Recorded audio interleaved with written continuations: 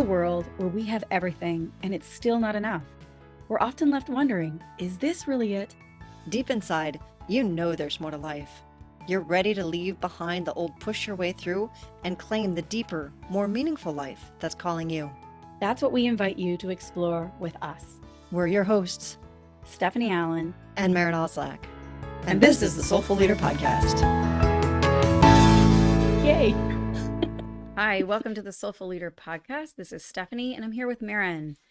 And today we're talking a little bit about not just the why we do what we do, but what does it take inside ourselves to really show up and serve another being from a place of not too much, not too little. It's kind of like the Goldilocks thing, but just right. And what even does that mean? Because we're so used to the outer world being transactional, like I'm giving you something and I want something in return, or we have different sets of here's the next step on how to sell something or how to get something, or, oh, don't forget to take care of yourself while you're doing this.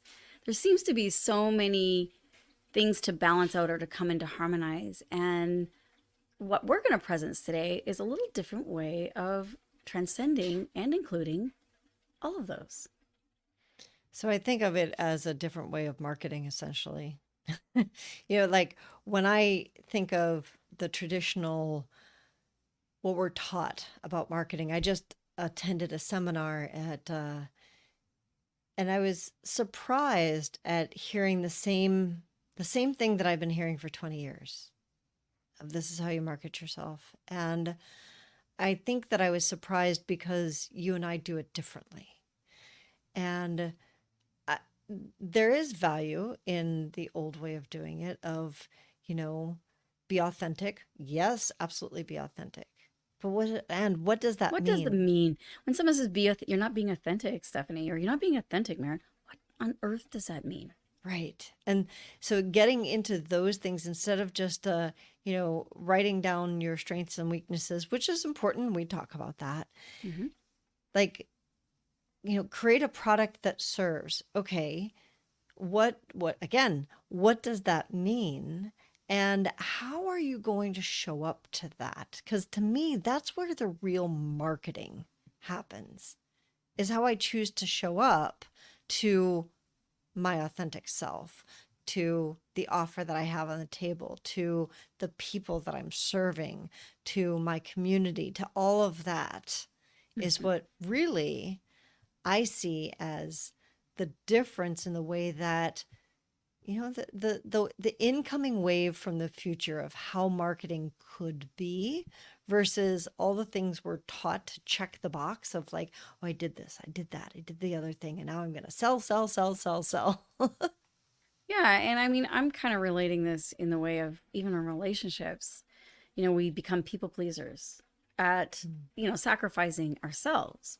Why do we sacrifice ourselves? Well, a couple reasons. One, either we don't know what we want and we make other people more important than because we haven't really looked inside to say, well, who am I? Why am I here? What is it that I'm bringing to this world? Do I even know? And why am I here? Like the existential question, but even the present question, like, why am I in this relationship? Why am I in this job? Why? What is it that's holding me accountable to this, whatever this is, this moment in time, this place, this relationship, this place of living? I don't think we go deep enough to go, is it something that I feel I'm called to do? Or is it something I feel like I'm obligated to do? Like I have to do this. And so when I say that people pleasing, it's like, well, if I don't people please, then I'm going to be abandoned, or I'm going to be judged. I'm going to be, neglected, whatever it is. So we either overdo. There's the Goldilocks, or not Goldilocks, Cinderella. Yeah, Goldilocks. I don't know my fairy tales. Goldilocks. That's the Goldilocks kind of mentality. It's like it's too much, or is it too little? We hold back because we're not sure. So instead of people pleasing, we hold back of who we really are because we're not sure of who we really are, and we're afraid to even be, when we say authentic, to really show our vulnerability, our our true self in the way of like, this is what I'm really feeling. Whether it's right or wrong or good or bad, I just really feel this way and I don't know what to do with it. That's the So, humility. so from a business Mm. perspective, or even from a leadership's perspective, right? So it may be, you're a coach leader, you're whatever. From a leadership perspective, what I'm hearing is that like when we're working, relationships are the basis of marketing, of Yeah. sales, of our communities, of the teams that we have, whatever it is. And so often that outer, like you were talking about, of we hold back because there's a fear. And so we either give too much, Hmm. like me, buy my thing, buy my thing, buy my thing. Or we don't give enough of, I don't believe in myself. And so I'm going to hold back a little bit Hmm. and test you to see if you like me enough to do it, to join the team, to, be my partner, to do Hmm. whatever the it is. Right. And when you're talking about the Goldilocks, is like that place that's in between, that that size that fits just right, is it comes from knowing ourselves well enough to say, I'm good. I'm Hmm. good. How can I be of service to you? I don't need your business. I would love your business. I don't need you on the team. I would love you on the team. I'm good. I don't, Yeah. And that's where the codependency thing comes in because you get Mm. codependency in leadership. Totally. Like Oh gosh, people yeah. are leaders because they want attention, they want power, they want control. Yeah, that's actually a codependency thing. That's an actual thing of like, I have to get something outside myself because I don't know how to access it from within. I don't know how to connect internally to a sense of love and peace and joy and abundance inside myself. So I'm going to try to take it from something else or give something in order to get something transactional. I give you this, you give me that, and it's just tit for tat all the time. And it's exhausting versus, going to that deeper why of like, so why do I do what I do? Well, I believe in it. Well, tell me more about why you believe in it. Well, I love it too because it's changed my life or it's helped me. Well, tell me more, tell me more. And so when you get into that enthusiasm, because I was just at a workshop myself and the person that was giving the talk was a really great person and was really excited about something that I also do, but he didn't give us any grounded context behind it. He just kind of let us go and explore or whatever. And I was really having to work with myself going, oh my gosh, there's so much more here. And at the same time, listening to the group that I was in, they were not, they would not have been able to receive what I have from 30 years. So I was just paying attention to going, well, where are they at? What are they needing? And I think that's what we forget. It's like we don't learn how to connect with another person's deep need because we haven't connected with our own deep need.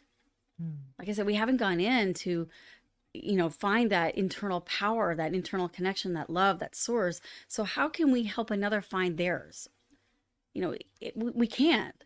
I use the old, you know, saying of like, if you need $10 from me and I do not have $10, no matter how much I care about you, I cannot give you $10 because I don't have Mm. it. So if I can learn how to find life force within myself, then I can help you access your life force from within without even actually doing anything. Simply by just being in your presence and listening and allowing you to self reflect inside yourself and point directions about what might be happening for you. So I love that as a theory, right? It's like, Mm, oh, that's great. you're right. But what does that And mean?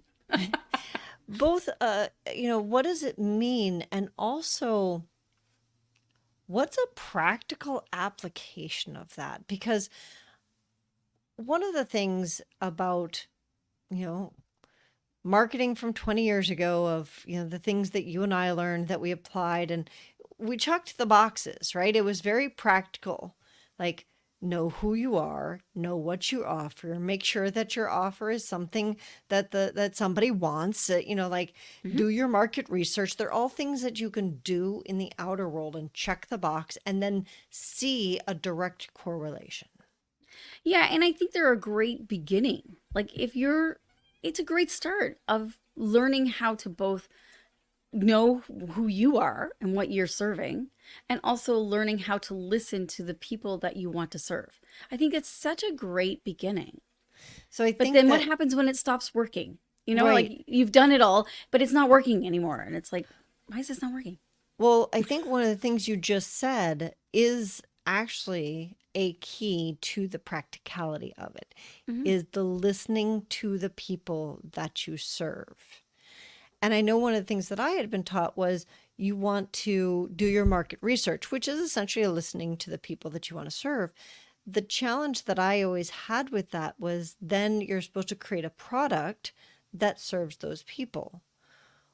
No one talks about, or at least at the time, no one was talking about how is that in alignment with why I'm here? Hmm. Hmm. Because Now you're just codependently trying to help other people so that you can sell the product and feel good about yourself. right, right. So now I can, it's like, why am I selling the product? Just to make money?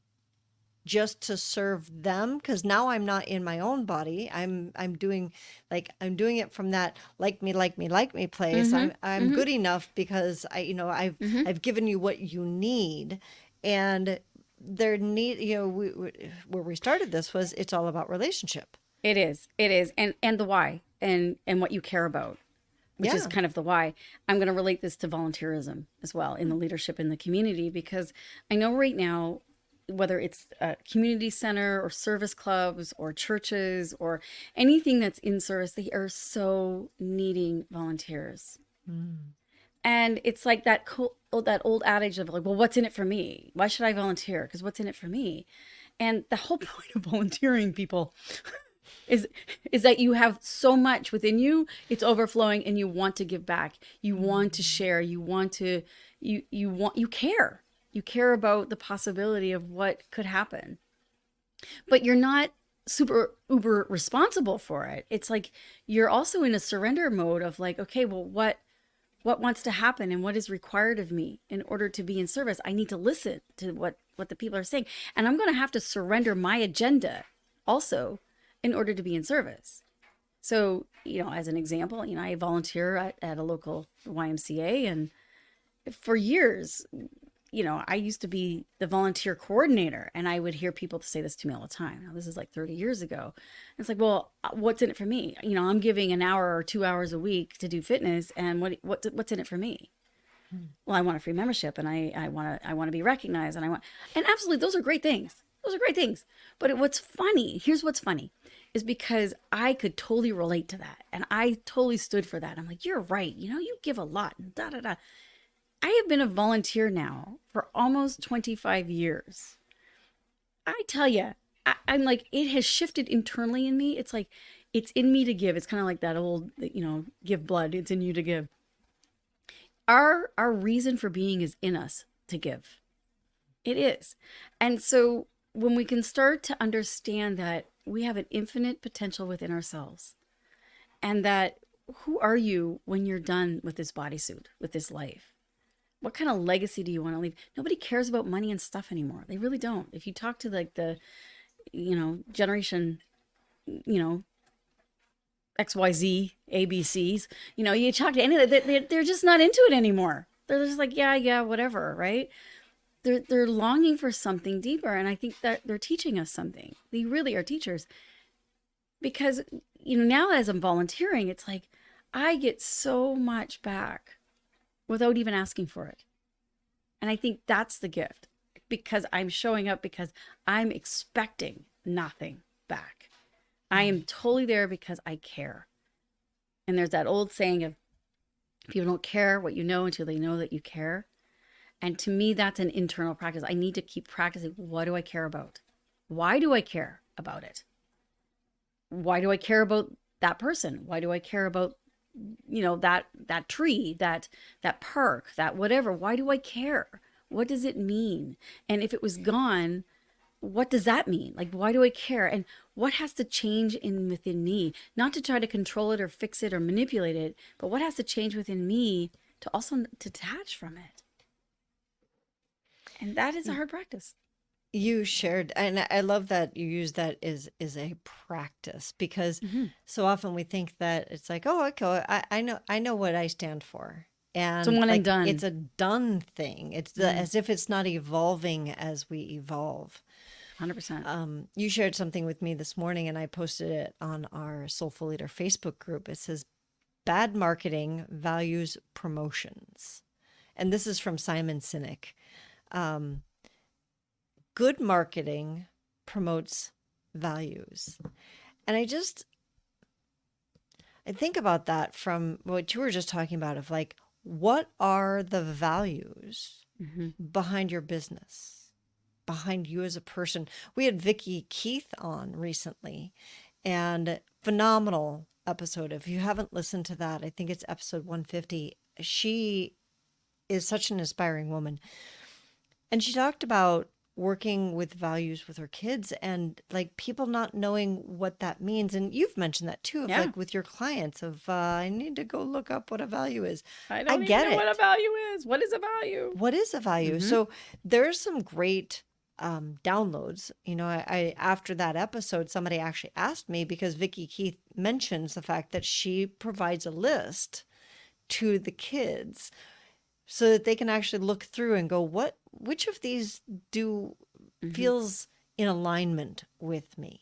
Because just coming up with them can be hard. Hmm. So I went and I looked, and Brene Brown has got a beautiful list of values for leaders. And the values that we hold, when Yeah. we can actually stand in those values, it allows us to listen more closely, clearer, more attentively, Hmm. and be present to the people around us, whether they are our team members or our clients or potential clients. I was just recently at an event where they provided these headshots, and the photographer that was there was not interested. She wanted to promote Hmm. and didn't value what she was doing, and she just wasn't invested. So she did it kind of in this remote way, and then she had all the checkbox of things, of like, well, I'm giving away a $400 certificate to a session with me, and here's all the things that I do, which was great, until she actually showed up and took the picture, and she did not give a crap Yeah. about Yeah. me or what I was looking for, or And I think what you're so saying too is also connecting. Because yeah. when you know your values and you can connect with somebody else's, even if they don't know their values, but if you can connect and pull out someone's essence of what they value, then you have a foundation of which you can build a relationship and trust on. And then service becomes so much easier. And I want to relate it back to the volunteering thing that you Hmm. talked about, of like, when you're volunteering and you're giving and you're getting so much back, you feel like you could do it forever. Hmm. When we get to that place in our own selves, in our businesses, when we're doing our business from a place of, I am so connected to my values, to my why that I'm here, to my bigger purpose, then I can do it forever. It energizes me. I'm not looking for the payout so I can go sit on a beach and do nothing. That sounds like a nightmare to me. Well, it's interesting you bring that up because I have a client who kind of is living that nightmare. And he recently said to me, he goes, he lost his wife and daughter here in the last 5 years. And he's like, I sacrificed all the years my daughter grew up working to make money so that we could have a retirement. And he goes, damn it, I'm pissed basically at my wife for dying. Mm. And because we had all of these dreams planned and she left me, she died. And Oh, he said, and then I feel really awful that I'm feeling bad about that. He said, but I have all this money, but I'm not happy.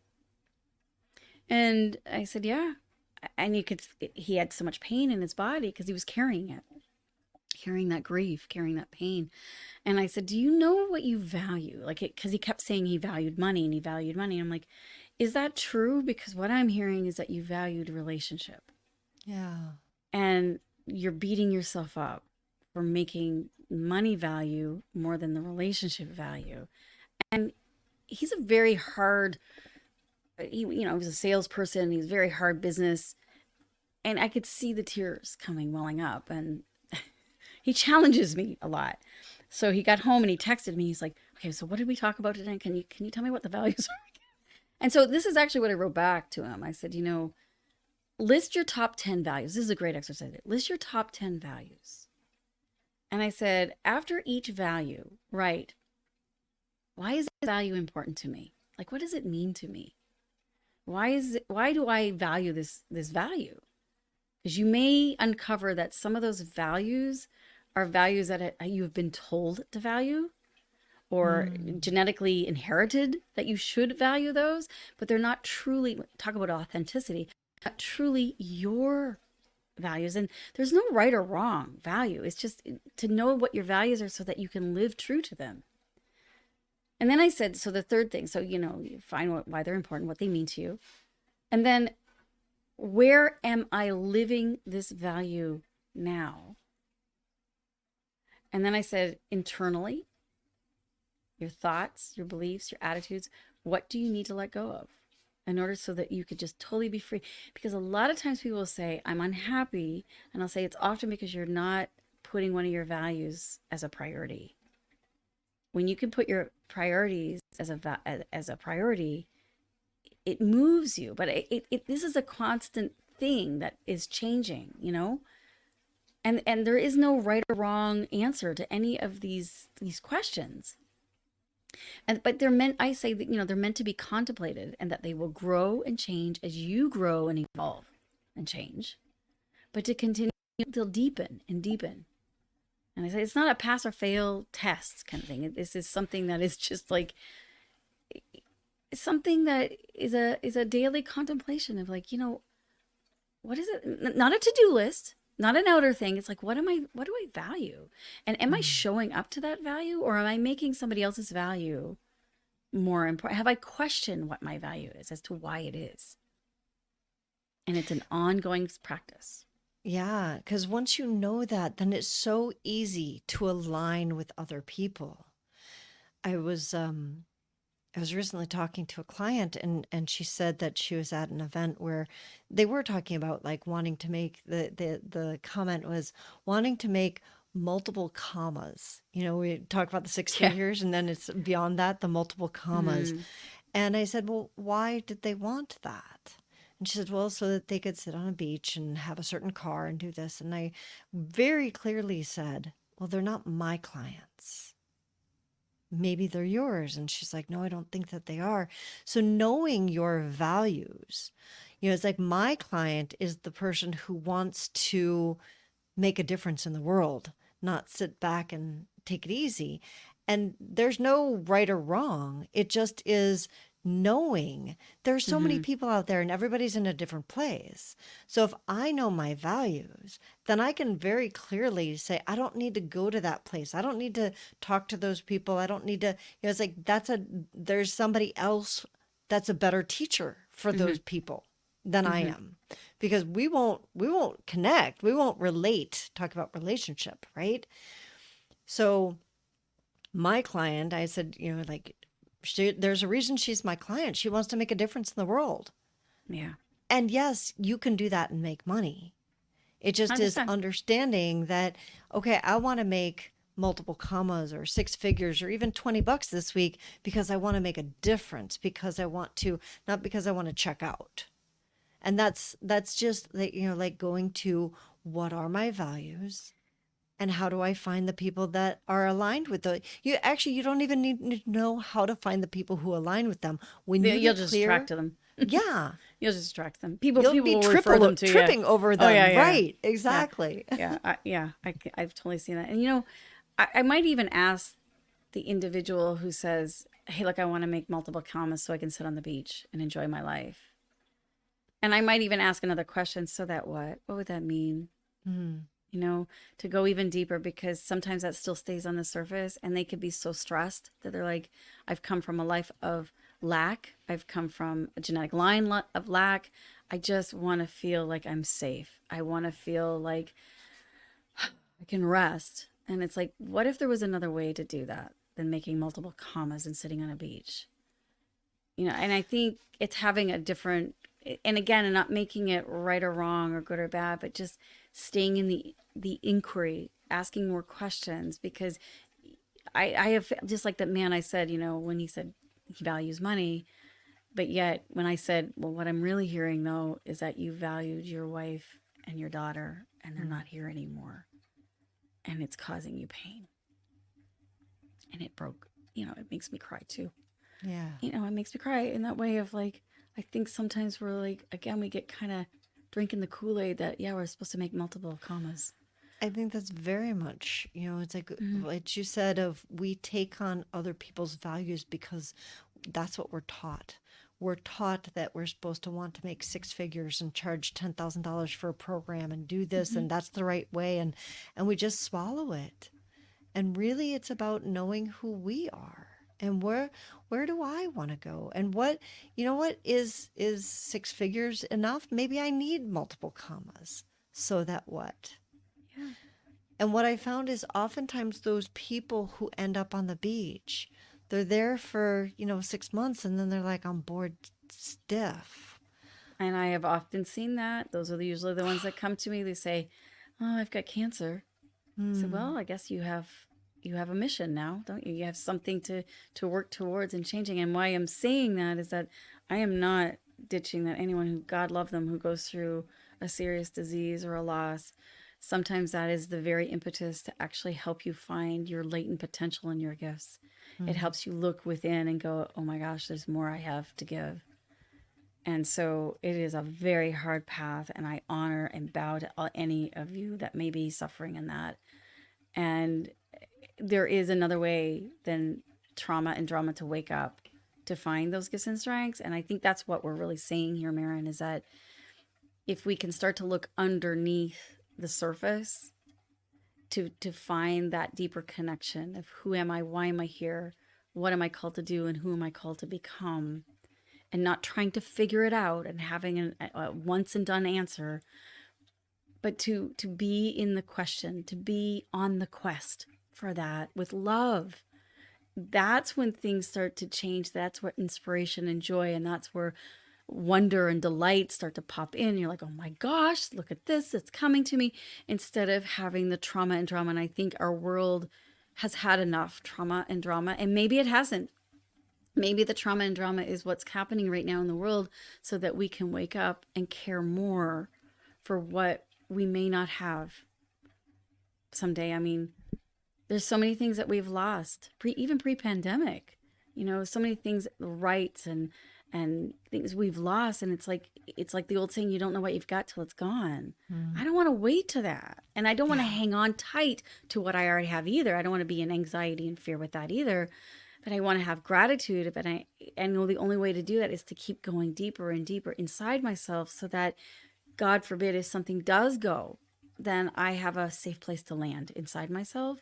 And I have a community of people who can hold me and have my back and be with me in my grief or my anger or my suffering, so that I can be illuminated to walk into a new way of being a soulful leader. I think a beautiful place to start that whole journey is the values exercise that you gave us earlier. So I will link that. I'll have ask Stephanie to Yep. type that up for us, and I will put a link to that in the show notes. So you can go to the soulfulleaderpodcast.com to get to the show notes for today's episode.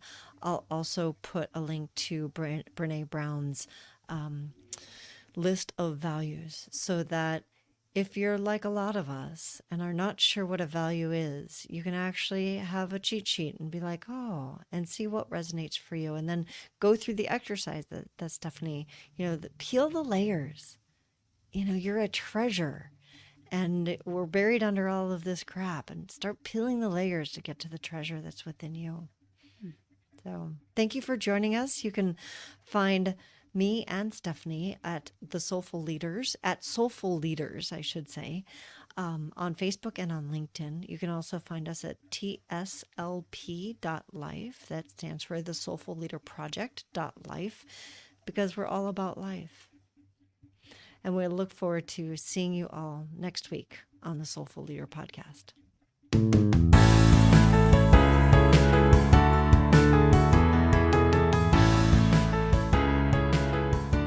And that wraps up another episode of the Soulful Leader Podcast with your hosts, Stephanie Allen and Maren Oslack. Thank you for listening. If you'd like to dive deeper, head over to our website at thesoulfulleaderpodcast.com. Until next time.